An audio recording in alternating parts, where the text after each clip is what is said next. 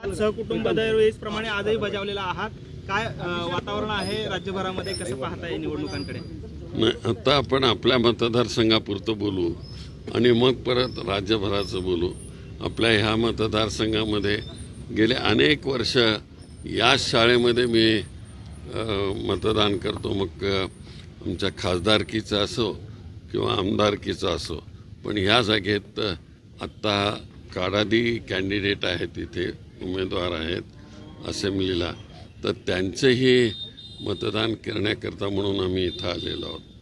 मला वाटतं की ह्या मतदारसंघामध्ये एक चांगलं वातावरण आहे आणि काडादींच्यासारखा एक नेता, शांत स्वभावाचा, सगळ्यांचं समजून घेणारा, सगळ्यांचं ऐकून घेऊन काम करणारा अशा प्रकारचा हा नेता आहे.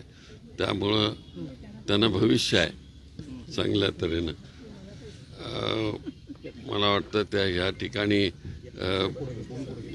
मानेनं उमेदवारी दिली होती, पण त्यांचा फॉर्म मिळाला नाही.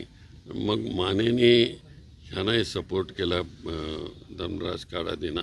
एक चांगल्या प्रकारचं वातावरण या ठिकाणी निर्माण झालेलं आहे. साहेब, खरं तर महाविकास आघाडी म्हणून शिवसेना देखील आपल्या सोबत आहे, मात्र त्यांचा प्रचार होताना पाहायला मिळत नाहीये.